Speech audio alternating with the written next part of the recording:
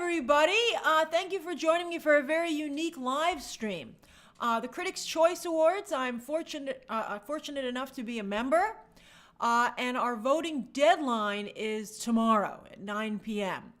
So I wanted to, in the past, even though the award ceremony, by the way, has been postponed till January 26th, the voting deadline is still tomorrow.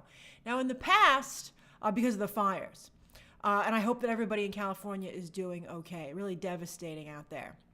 But in the past, I've always, tweeted who I voted for. But I thought, I always enjoy hearing other people's votes, the coverage that is afforded of that. So I thought it would be fun to do my vote live. And you can see, I actually have you in the interface for the Critics' Choice vote. So I'm not just going to tell you who I'm voting for. You're going to watch me cast my votes live, not just in film, but also in television. So we have a lot to go over. It's going to be a lot of fun. However, by the way, I want to say, I'm not your typical awards voter. I'm a little bit more in the fan space because of the work that I do. Which I think I'm more in the space of, viewers than, I think I'm in this weird middle space, between the industry and the consumer, B2C. I live in the middle of B and C, business and consumer. So in the past, a lot of times, it's like, well, let's vote for who I think's going to win, right? Or who has a chance to win. But the Golden Globes on Sunday really created a situation where it's like, oh, thank you. Hi, Luke. Thank you, Not Modern Art. Where you're like, anything can happen, maybe. Like, if you just have the bravery to vote for who you want to vote for, maybe they might win. So maybe my votes will work. Maybe I'm throwing them away. But I think it's important to vote for who I honestly believe should win. So we'll see. Some of them I think have a genuine shot of winning. Others, I don't think so, but maybe I'll be pleasantly surprised because you're going to knock me over with a feather with Demi Moore, Colin Farrell, and Sebastian Stan's wins. I never would have ever thought that they would have won the Golden Globe. So anything's possible. And also, I'd like to point out that last year at the Critics' Choice Awards, Ryan Gosling got Best Supporting, even though he didn't really get it anywhere else. But miracles can happen. All right, so I'm excited to vote along with you. However, there was one movie I still needed to see before I voted, and because a lot of you were really advocating for me to watch it, and that is The Substance. So I ran out of time, and I watched it last night. I was like, I gotta watch it because I gotta do this live stream tomorrow, and I enjoyed it. So somebody asked me about it earlier. They were very cute with their nervous Kermit GIF. And so they asked me for my reaction. So let me put up some stuff here for the movie just so you can see it. It's doing very well. It has been doing very well on digital, but it's doing extremely well on digital after Demi Moore's win. A lot of people are like, should I check this out? I see some of you have been talking about body horror. It's disgusting. It's a really gross movie, and I had to look away a couple of times, but it wasn't so horrible that I was scarred for life or anything like that. I was just like, wow. I think because of the artistic nature of it. You're like, that's disgusting, but I see what you're trying to say. So I think that was helpful in making that a little bit more palatable than it maybe otherwise would be. Also, the movie's so stylistically intriguing that I think that helps as well. So you can see from my little mini review there, I said I was particularly impressed with the director Coralie Farget, Farget, and I'm a little bit frustrated that female directors continue not to get noticed.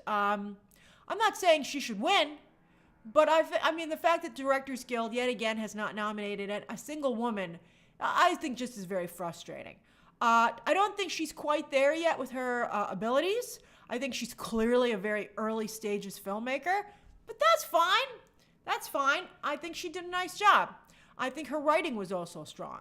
I think that all three actors are very good. Demi Moore's getting a lot of attention, but I would say that Margaret Qualley, for large parts of the movie, is the lead, and she was phenomenal. And I don't think Dennis Quaid is getting enough credit for being willing to play such a horrible person. And I have to say, very indicative of a lot of the men that you do meet in many businesses, but I think particularly entertainment. Some of the lines that he says might seem stereotypical to you, but are in fact, I think, things that many people have actually experienced, including myself. So I thought that was really strong. To me, though, as I wrote, I think it seems more like a short film stretched into a feature film than a feature film in its own right. And when I tweeted that, some of you informed me that it did start out kind of as a short film. Because I would say about 45 minutes into the movie, I was like, is this all there is? Are we going to go a little further with this? And they didn't. I just think, I think somebody said this to me yesterday. I think it might have been Jessie the Good Witch. But surprisingly, the substance does not have a lot of substance. I also thought there were really important questions that weren't answered, like who came up with the substance? Why were they doing it? Because Demi Moore's character, Elizabeth Sparkle, never paid for the substance. So you're like, what is this, just chaos? And, I think it was an interesting commentary on the things that women do to themselves, from cosmetic surgery to IVF. But to inject yourself with something with never having talked to anybody associated with it seemed a little bit crazy to me, although I guess it underscored just how desperate she was. So I think that, as Josh Loves Movies just said, you said Smile and the Black Phone also started out as short films. But I think both, I didn't see the first Smile, but I thought the Black Phone was, when you expand a short film into a feature, you have to add additional layers to warrant the additional length. I don't really feel that she did that, Farge. I feel like she just kind of expanded sequences, and sometimes it almost took on a music video quality. But some people tweeted that it felt like, to them, they agreed with my comment, and they said it felt a little bit like a very long episode of Black Mirror. And I think that's a perfect way to describe it. Like an episode of Black Mirror that could have been edited down a little bit. But if you enjoy Black Mirror, you will like the substance. And I think that it definitely, and that's very high praise for the substance, definitely fits with the quality of the best Black Mirror episodes. I do also, as I said, I think it deserves nominations, but I'm not so sure I think it deserves wins, to be honest with you. I think it isn't fully formed enough, and I think it's too early in Farge's career. Because, I'm not holding back because she's so early in her career. What I'm saying is, I think she's not there yet as an artist. I think the show's an extremely promising start, and I would definitely want to check out her next project. But I think she has room to improve, is how I guess I would say it. I feel like some of the teachers that I've spoken to, and you're like, I think it's brilliant. And they're like, it is brilliant, but it's not the best that it could be. So I think those are elements of it. But I do think she deserves to be in the conversation. I think the film deserves to be in the conversation. Adam says, you are one. That also confused me. I didn't understand why anybody would do it. Although I do think there's some commentary on mothers and daughters and fathers and sons. And I wish the movie had maybe delved a little bit more into that as well, because Margaret Qualley's character almost became like her daughter instead of herself. And I thought that was very interesting. I do, as I said, I also find it fascinating that The Substance, Baby Girl, and The Last Showgirl all deal with ageism with women. And I thought that was really interesting that all three of those movies were covering the same basic topic. And of the three performances, Nicole Kidman, Demi Moore, and Pamela Anderson, I think Pamela Anderson actually is the best performance of the three. And so I would encourage you to see The Last Showgirl, which comes out in theaters tomorrow, or this evening, actually. Apparently, you're saying Maria and Night Bitch also touch on this as well. So, it's hard. And The Substance is clearly, I think, emerged as the real front runner there. So it's not my favorite movie of the year, and I don't think I would revise my top 10 movies of the year. It's an interesting situation. I recommend watching it, particularly because it's such an awards frontrunner and you want to know what people are talking about. That's an important quality to have in life. If people are talking about something like a lot, you should know about it. Even if you're not professionally involved, if you're even involved from a fan or, if even casually, if it's a hobby for you, you should know. It's important to stay current. That's actually a rule that my grandfather had, that my mother takes very seriously, and she passed that on to me. So often people will get stuck in their generations and they'll stay in their comfort zone. But my grandfather always wanted to know what was going on with what was new. And I think that's a really important quality to have in life. I agree with Benji that it keeps you young. I think it keeps you young. I think it keeps you, speaking of the substance, she should have just gotten a social media account. And I think that it keeps you informed. And I think that it keeps you a part of the conversation. And I think those are all very important aspects to life. All right, so I would recommend that you watch The Substance, and I think it deserves all its nominations, but I think as you're going to see, I'm not going to be voting for it in a lot of categories. All right, let's get started. All right, I'm going to vote for film first and then television. So this is my ballot. I'm logged in to the Critics' Choice website, and as you can see, they're due tomorrow at 9 p.m. Pacific, because of course Hollywood is in the West Coast. And I can't change my mind once I vote. Once you vote, it's locked in. I've been voting a couple of years now for Critics' Choice, but I thought it would be really fun for you to be able to see how it's done. All right, so we're starting off with Best Picture. It's a pet peeve of mine, but my own organization does it a lot. Plenty of nominees. So I'm not going to go reading through every nominee. I made it really big so that you could see everybody who's nominated. Now, obviously, I think the frontrunners here are Brutalist and Emilia Perez. Conclave and Honora, maybe, right? Conclave and Wicked actually lead the Critics' Choice nominations, and they are two of my favorite movies of the year. In fact, Conclave is my favorite movie of the year. Part of me, though, feels I should vote for The Brutalist. You might be like, this makes no sense, but I'll tell you why. There's such artistry in The Brutalist. That I guess, I said I was going to vote for what I really felt was the best. But part of me feels like, Conclave, in my opinion, is the best movie of the year. But what movie do I want to stand the test of time, that you put in a time capsule? I'm going to go with Conclave. I mean, it's my favorite movie of the year. I really loved it, and I'm going to vote for The Brutalist in other categories. So I'm not sending The Brutalist home empty-handed. So I'm going to go for The Brutalist. I'm excited for people to see it. Don't worry, I'll be voting for Wicked in some categories. And as much as I loved Wicked, I think that Conclave is just such an incredible film with such a strong, beautiful message. I mean, for a movie to restore my relationship with faith, religious faith, that's pretty special. All right, so I'm going to vote for it. All right, see, look, it's locked in. There's no button to go back, baby. Okay. Then, you can't see my mouse. Oh, interesting. I wonder why not. Okay. All right, so Best Actor. Oh, it gets even tougher. All right, so Adrian Brody, of course, won at the Golden Globes, but Sebastian Stan is not even nominated here. I gotta say, I can see you guys like between Timmy and Adrian. I'm gonna go with Timothy. Timmy C.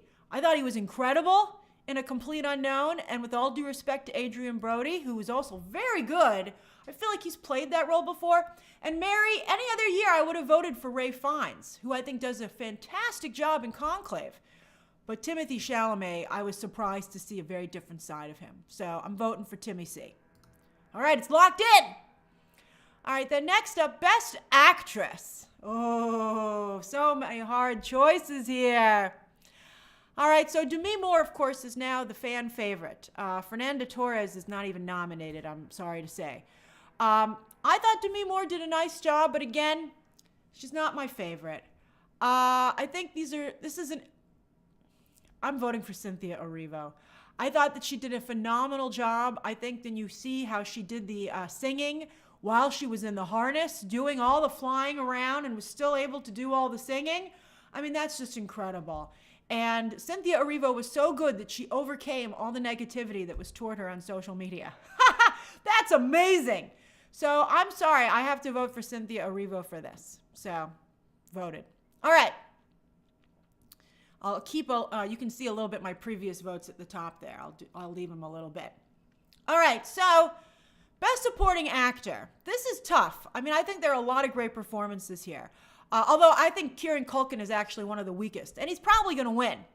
But I think everybody else here, I didn't see Sing Sing, I'm sorry to say, but even I think Denzel is better. I think everybody in this category did a better job than Kieran Culkin. So, I mean, I really liked what Edward Norton did in A Complete Unknown, but you know what? I don't think Guy Pearce gets enough praise for how talented he is. Especially recently hearing that somebody at Warner Brothers said he didn't get Guy Pearce, so that's why he couldn't be in any Nolan movies. And if you see The Brutalist, you'll see just how incredible Guy Pearce's performance really is. So I'm voting for Guy Pearce. I'd love to see him take something home. Hey, Matthew, thanks for joining. All right, so Guy Pearce. The Brutalist, it was just announced this morning. The Brutalist goes wide January 24th, and I really hope that you go and see it. All right, yes, there's no doubt about it. Best Supporting Actress, Ariana Grande. I'll click the button in a minute, but Ariana Grande, what is just, to me, she is in many ways. I mean, I think it's really both of them. How can I vote for one without voting for the other? But I think that Ariana Grande did just an incredible job. I think that she had such poise, and somebody made a good comparison. One of you said she was the Ryan Gosling of this year's award season, and that he didn't get any respect for pulling off Ken. I think that Ken and Glinda are really tough characters to pull off and to make likable. It is so hard for these two characters. You know, it's so funny in that song, What Is This Feeling, which I was just listening to again last night. Cynthia Erivo, you know, Elphaba's character just describes Glinda as, in one word, blonde. And so often blondes are not sympathetic. So the fact that Ryan Gosling and Ariana Grande made Ken and Glinda so sympathetic, I think, and with just pitch perfect comedic timing, that is difficult to do. And I think that that's really strong acting, and they deserve to be recognized for it. So good luck, Ariana. I hope you take at least one award home. Okay. Best Young Actor or Actress. Nobody that I voted for made it into this category for this section. I mean, I haven't seen like a couple of these movies. I think that Alicia Weir did a nice job in Abigail, and then with Alia Brown, a lot of her face was replaced with artificial intelligence to look more like Anya Taylor-Joy, and I don't know how I feel about that. So I've heard a lot of good things about Diddy with Isaac Wang, so I guess I'll vote for him. But the categories where you don't know a lot of the contenders are tough. All right, I wish they don't even have an abstain option. Okay, so Best Acting Ensemble. Wicked, without a doubt. I think Conclave is a good ensemble, but Wicked is a true ensemble. I think that the ensemble there just does an incredible job. I think that everybody does just a great job. This is probably their best, most likely bet to win, and I already voted for Conclave for Best Film. So for Ensemble, I really do feel it was Wicked. All right, Best Director. Look how many nominees there are here. 1, 2, 3, 4, 5, 6, 8. They just didn't want to leave out John Chu, is my guess. 8 nominees, in my opinion, is ridiculous. Everybody gets nominated? I mean, I'm happy to see so many people here, but I feel like it's like, come on. I think hands down, Brady Corbett for The Brutalist. If you haven't seen The Brutalist, you probably are like, what's going on? What about Denis or Coralie? Although I just said I think that Coralie, glad she got nominated. I feel she has a ways to go. Edward Berger did a great job with Conclave. But I think that Brady Corbett, you gotta see The Brutalist. It's just incredible. All right, so I'm voting for him. All right. Best Original Screenplay. This is tough. I got to tell you, I'm torn. I'm thinking I might give it to The Substance, even though I said the movie didn't have a lot of substance. But, I feel like I'm definitely voting for The Substance for makeup, but I feel like that's like not enough of an award. So I'm going to go with The Substance. This is the way it goes. I'd like to see Farge get up there for something. So I'm going to go with The Substance. Even though, I think The Brutalist, I've already voted for Brady Corbett, so I'm going to go with The Substance, just because I'd like to see this movie noticed for something. All right. Best Adapted Screenplay. Now, I'm torn here. Part of me wants to give it to Wicked, because they did such a wonderful job adapting not only the stage play, but working in elements from the novels, and I just thought it was very, very strong. But Conclave, again, as I said, the monologues in Conclave are so strong. A lot of Wicked fans are like, do it. Vote for Wicked. I'm sorry, I have to go with Conclave, because I think that Conclave was just so phenomenal in the writing, and a lot of the way so many of the members of the congregation looked inside their souls. I just thought it was amazing. So I'm sorry. I voted for so many things for Wicked. All right. Best cinematography. This is hard. For me, this is between The Brutalist and Nosferatu. This is tough. The Brutalist is a gorgeous movie, but so is Nosferatu. I was very impressed with Dune, but they won a bunch of awards for the first film. You know what? I'm going to go for Nosferatu, because I just thought it was so visually striking. So, Nosferatu. I'd like to see Nosferatu, like The Substance, is another genre-y style film that I'd like to see go home with some major awards. Best Production Design. This is also very difficult. Part of me wants to vote Wicked, but again, part of me wants to vote Nosferatu.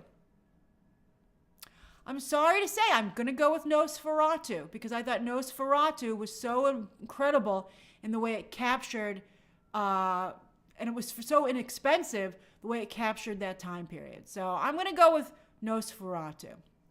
All right. Best Editing. This is a tough award. I think it's hard to vote for Best Editing when you're not an editor or a director. I guess part of me wants to go with Challengers for the kinetic energy, but then part of me wants to go with The Brutalist for the long takes and the pacing. I'm going to go with Challengers. I'm glad you're enjoying this, Mr. Magic. I'm going to go with Challengers, because I thought that was a really great film as well. Best Costume Design. Paul Tazewell for Wicked. No question, hands down. The costume design for Wicked was second to none. And I hope that he wins all the awards, all the way to the Oscar. He not only created beautiful, intricate costumes for the leads, but down to every single extra. And he didn't skimp on anybody. I agree. Who said that? Rashad? No competition. All right. Hair and makeup. A lot of good competitors here, but I think it has to be The Substance, particularly after I saw it. I mean, that film was just disgusting, but in a really interesting way. I mean, they managed to still make it art. And so I have to go with The Substance. And a lot of it, as some of you pointed out, was practical. And so that was very impressive. All right, so got to go with hair and makeup for The Substance. Best visual effects. This is very interesting. Kingdom of the Planet of the Apes seems like the obvious choice, because it's all that motion capture, and, the leads are all digital characters. And, maybe you would think The Substance or Dune, but I gotta tell you, I'm going Wicked, because I think people aren't appreciating the VFX in that defying gravity sequence. I mean, I just thought that was amazing. I mean, that whole cape is CGI. I thought that was just really important. So much of that, and they filled in all the backgrounds, and they made it seem effortless. Like, you would think everything was practical in Wicked. But yet, and also, how about the flying monkeys? I mean, it was just incredible. So I have to vote for Wicked for that. Okay. Best Animated Feature. I know that a lot of you, Flow won the Golden Globe. It's doing very well on digital because of that right now. A lot of people are voting for The Wild Robot, but I'm sorry, I have to go with Inside Out 2. Sorry, Danny. I'm going with Inside Out 2 because it spoke to me personally. I thought Anxiety was a phenomenal character, and I thought that not only was she very well realized, but I thought that, the way they depicted anxiety in life, I thought was very strong. So I don't think it's going to win, but I just really enjoyed it. So I have to go with Inside Out 2. All right, then, Best Comedy. We have a couple of our own interesting categories here over at the Critics' Choice Awards. And, I have to go. I know a lot of people feel like it's, obvious, but I'm going Deadpool and Wolverine. It was the funniest of these movies to me. I thought it was really, really funny. I thought it was hilarious. It made me laugh. I thought it was just genuinely the funniest out of these films. So I really disliked Saturday Night, Chico. That's why I'm not voting for it. So yeah, I'm going for Deadpool and Wolverine. Best foreign language film. I think it's interesting that Flow is in this category. Some people, I've heard that it has hardly any dialogue. I guess it's probably down to Emilia Perez and I'm Still Here. I think Emilia Perez, I was tempted to vote for it, but then, I'm reminded of how offensive some people find it. And that's really hard. So I guess I'm going to go with I'm Still Here. For the Brazilian community, and I think that Fernanda Torres didn't even get nominated, so I'm going to go with I'm Still Here. All right. Best song. I'm not a big fan. I guess I'm going to have to go with, I'm going to have to go with an Emilia Perez song because they're actually in the movie. I guess so is Compress Repress from Challengers. Maybe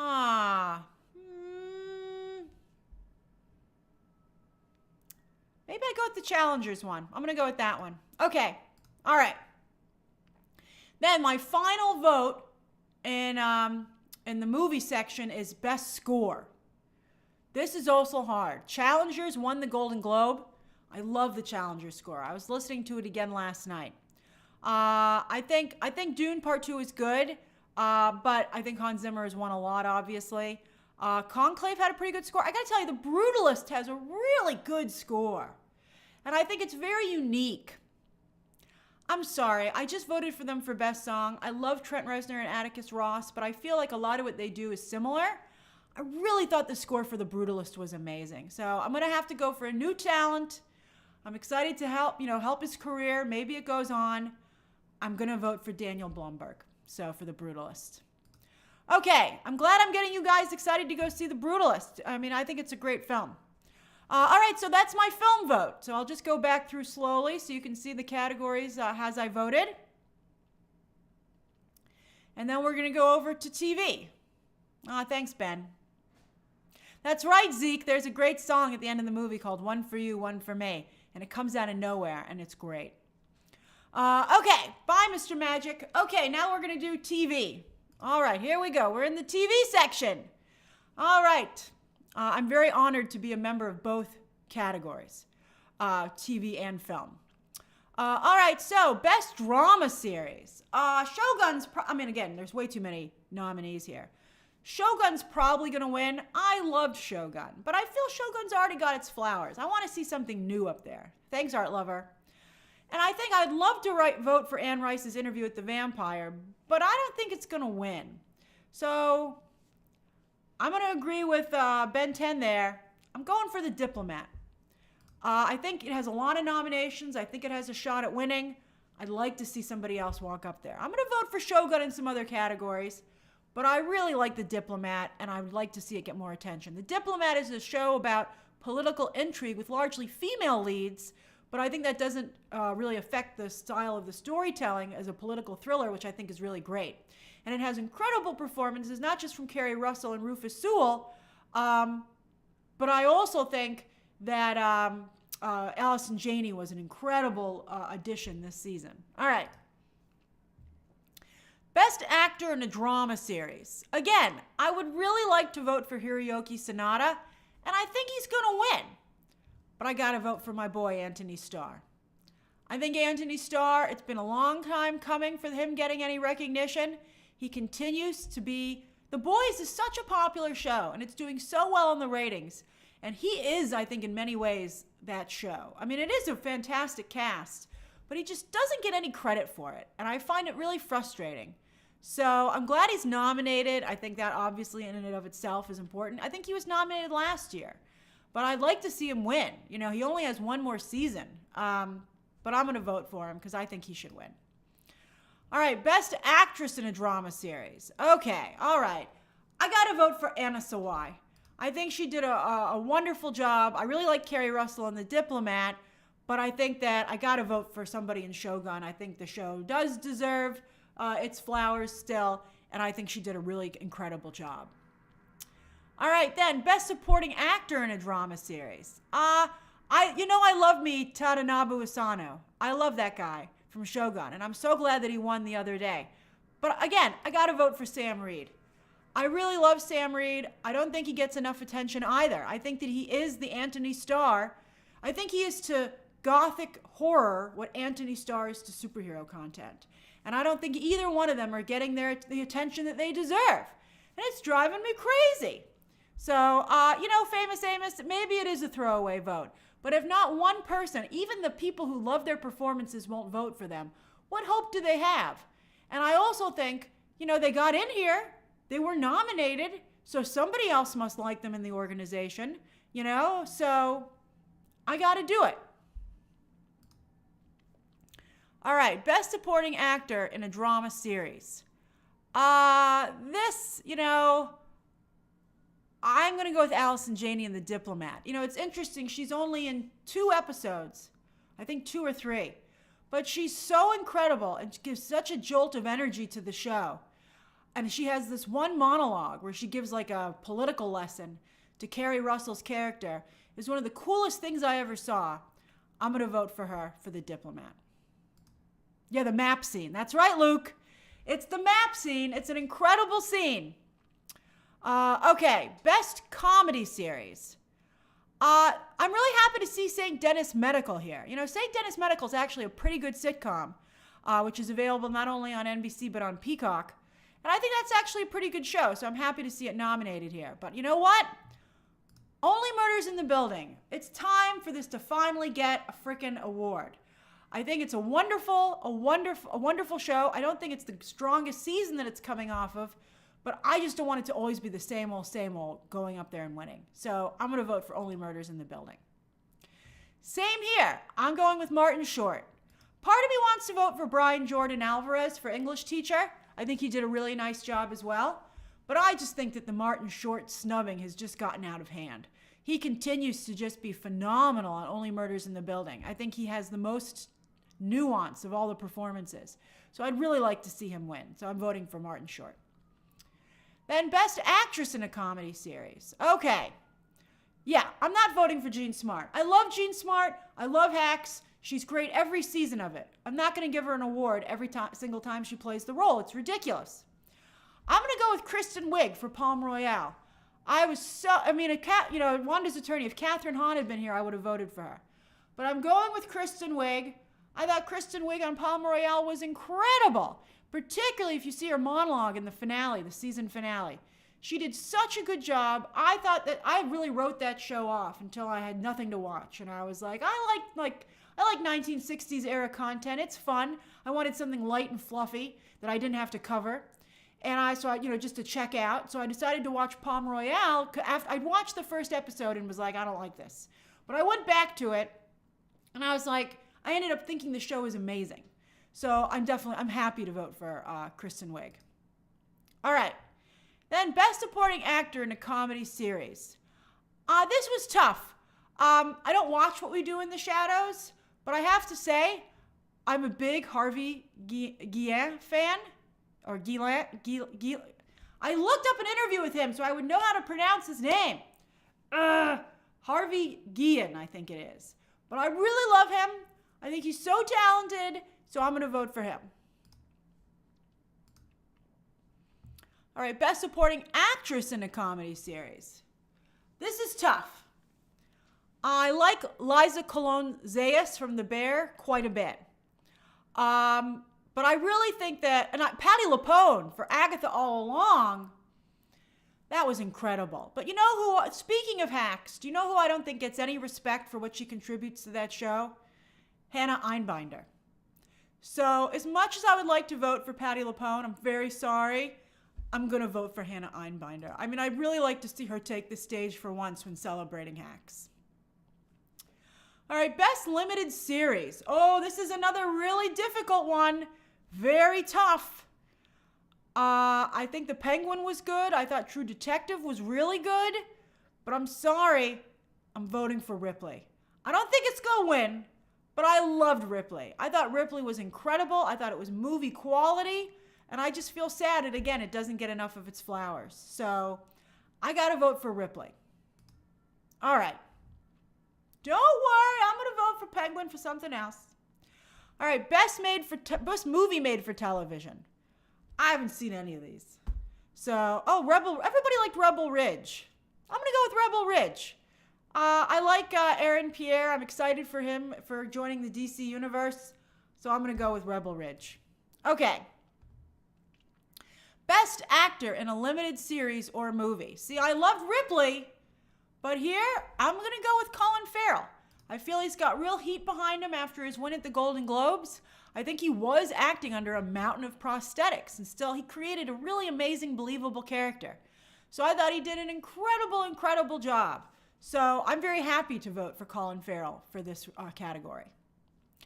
Best actress in a limited series. I know you guys love Kristen Milioti. I like her too, but I'm sorry. I think Jodie Foster did a lot for female roles and women being portrayed in positions of power. And so I have to vote for her. I really liked Jodie Foster in True Detective. I really thought what she did for female representation was impressive. All right, then. I know she doesn't need any more awards, Ricardo, but I love the performance too much. And on that, we're almost there. But Best Supporting Actor in a Limited Series. I like Hugh Grant, but the regime was just awful. I'm not quite sure who to vote for here. I don't like any of these choices, to be honest with you.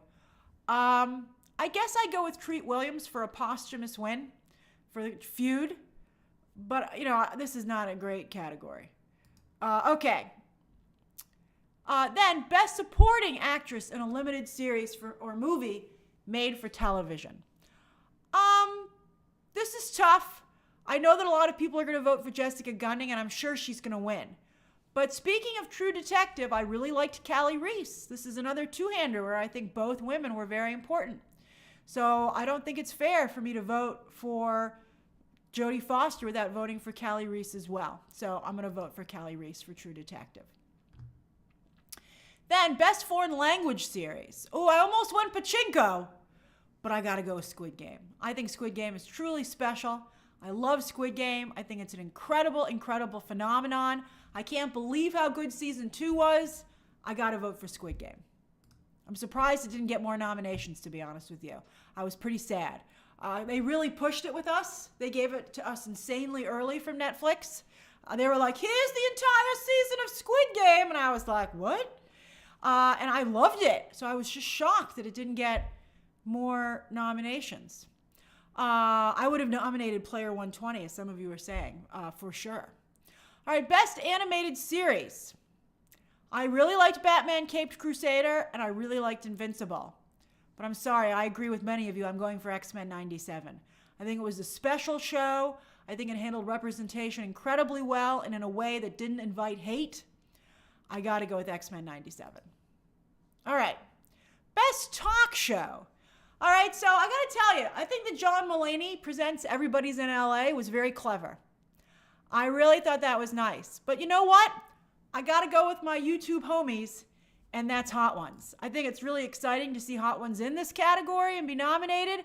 I think Hot Ones is very close to jumping the chicken wing, but right now it's definitely having a moment. And I think that Hot Ones really owned 2024 and had some phenomenal episodes. I mean, just for the Hugh Jackman, Ryan Reynolds episode alone, that was just an incredible episode of interview television. So I got to go with Hot Ones. All right. And then Best Comedy Special. You know what? I didn't love her performance at the Golden Globes, but I really like seeing women succeed, and I'm very happy that they're apparently not only inviting her back for a second year, but they're thinking of locking her in for a third. So I'm going to go with Nikki Glaser. Good for Nikki Glaser, you know? I'm going to vote for Nikki Glaser. That'll be my what do you call it? Olive branch after saying I didn't think she did a very good job hosting, which I stand by. I thought she was fine, but I didn't think she set, the comedy world on fire. But I think she achieved a lot. Regardless of what I think of her jokes, I think what she accomplished with the Golden Globes was really impressive. That's interesting. You say she has good hair, Grace. Danny, I think Nikki Glaser, you guys always say to me, why do you always focus so much on hair and clothing, Grace? It makes a difference. I think Nikki Glaser understands that, and she looked phenomenal, and I think that went a long way to helping a lot of the goodwill towards her performance. And, it makes a big difference. I spend a ton of time on my hair because so often when people are upset with me, what's the first thing they criticize? My hair. So I'm very aware of how it goes. So those are my votes, and I respect what Nikki Glaser accomplished. All right, so Nikki Glaser, and then you can just see my nominees here. All right.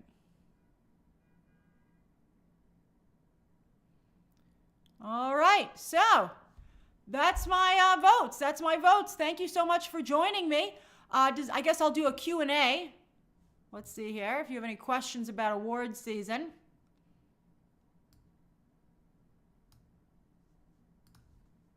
There we go. All right. So we'll do 10 minutes, 3:13. So we'll do till 3:23. Robin Zilla says, I think Nikki Glaser was a good host, but will not be remembered for years to come. I think that's a good way to describe it. I think that's a very good way to describe it. People won't be talking about her hosting for decades or anything, but I think she got views and got people talking, and she didn't offend anybody too much, and that's valuable. Doc says, how long have you been an awards voter? That's an interesting question. I don't forget the exact number of years, but I think this is maybe my, that's interesting. Maybe 5 years or so? Hey, Danny, thanks for gifting a membership. Mika, I don't, never say never, but the reason I don't attend the ceremony in person is that, you have to pay for your own travel and hotel. I don't live in the area, obviously. It's in Los Angeles. And then, there's a lottery for who gets to actually be in the room. And so otherwise, and you don't really know till the last minute. So it would be crazy to pay and then go and be in a runoff room, to travel for that. And then also, it's weird to me to sit at a table in a critic capacity. I'm a pretty honest critic. I don't mince my words. So, I think it would be weird to sit at a table and someone, I don't know. I think that's a weird dynamic. I am probably, I think some people in my profession feel you should be very deferential to celebrities and Hollywood talent. I do not feel that way, which sometimes, causes, let's just say, interesting situations. But, that also makes it difficult for me to sit in a room like that. Andrew says, Grace, I love you. Please, thank you. I love you too. Please tell me there's hope for Wicked. Otherwise, I'm going to feel there isn't more hope in the world anymore. Well, I just voted for Wicked for a bunch of things. So, I think, I think there's hope. Certainly for nominations. I see several of you asking how I became a Critics' Choice member. You have to apply. You have to have a decent background as a reviewer and a decent size viewership as a reviewer. But, I think, you may or may not know a number of my colleagues are also Critics' Choice members.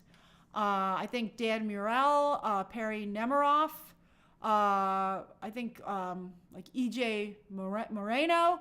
A couple of us, there are a number of us that are Critics' Choice members. Thank you, Sahib, by the way. I saw you gifting those memberships. Alberto says, do you think that other awards shows will move due to the fires? I think that they're far enough out that they won't move.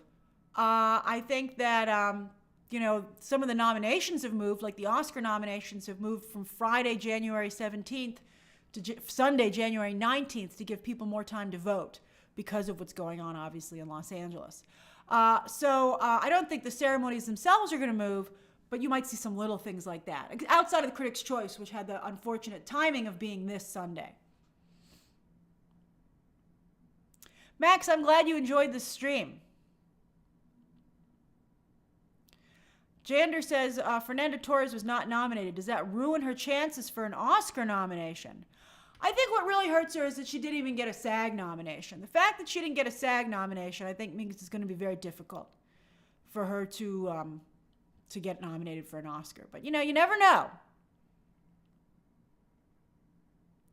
Danny, traveling is a business expense, so it's deductible, but I still got to shell out the money. Let's see here. Natalie, I'm so glad you got a membership. Mr. Andrew says, do you have any regrets on your votes already? No, not at all. I'm very proud of the way I voted. I think some of them will never happen, but again, I feel emboldened by the Golden Globes wins. I feel like maybe they might. Let's see here. MM92 says, hi Grace, which award this year do you hope the most critics will agree on with you? Oh, that's interesting. I don't know. I mean, I would love to see, I told you I'm really advocating for Ariana Grande. I feel bad that would potentially come, or it would come at Zoe Saldana's expense, but I just feel very strongly about what Ariana did.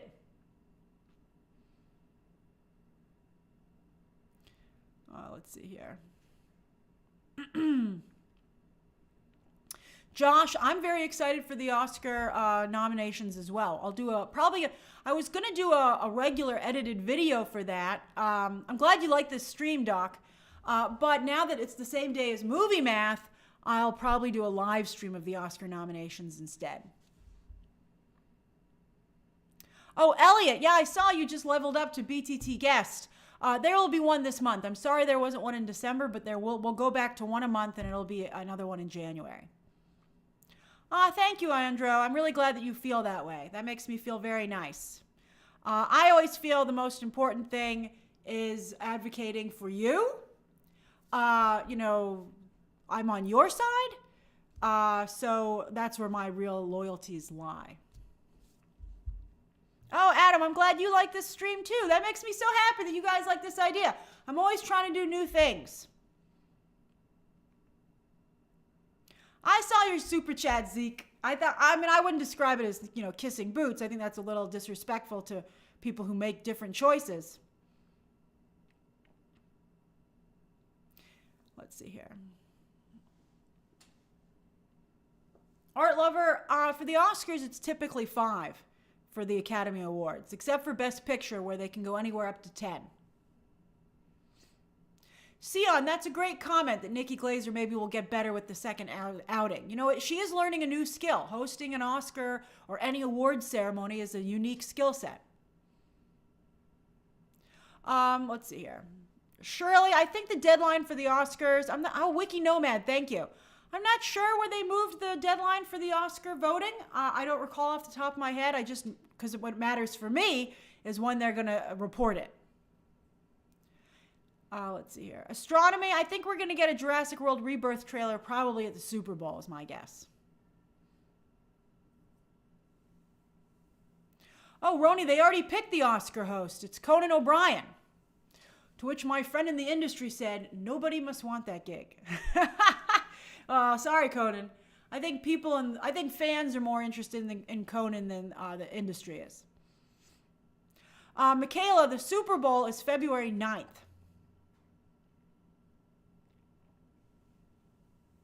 Danny, I thought Jimmy Kimmel wasn't an awful host, but I thought he was a boring host. I did not like him as a host.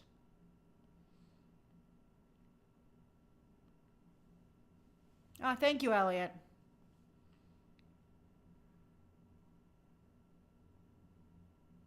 Tanya says it kind of sucks because Jamie Lee Curtis didn't deserve her Oscar, but I think she was excellent in Last Showgirl, so you're fine with that nomination. Yeah, a lot of people are calling that out. I saw that today, but Jamie Lee Curtis was really good in The Last Showgirl. I agree with you, Tanya. She did a very good job there.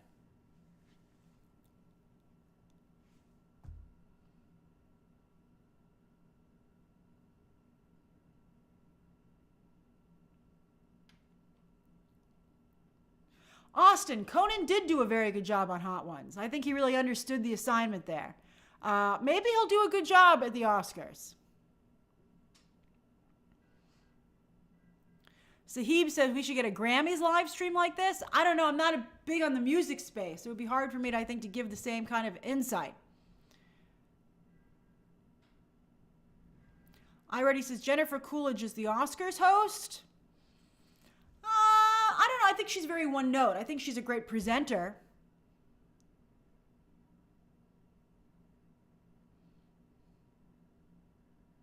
Wanda's attorney says, will the industry ever take the MCU seriously? It's so sad to see Agatha be so disrespected. Yeah, I think that's unfortunate, but I think it's going to be hard to get the industry to take comic book movies seriously. And for some reason, they like DC more, which is interesting. I think Agatha is better than the Penguin, personally. So I'm not quite sure why that is. JD, I am not personally playing Marvel Rivals, but I see its popularity.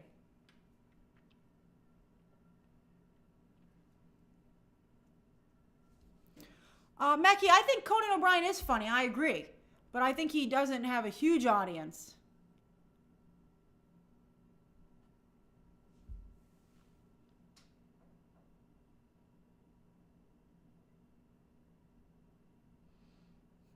Oh, it's 3:23.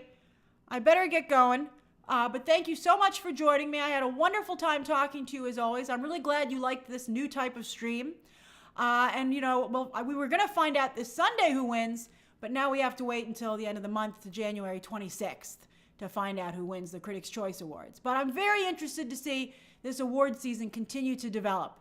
We'll have gotten the Oscar nominations by then. And I'm very curious to see if this will continue to be a wide open race or if it will start to come more into focus. All right, everybody. See you soon. Bye-bye. Bye-bye. Oh, thank you, Wiki Nomad. I'll look for that. Okay, bye-bye.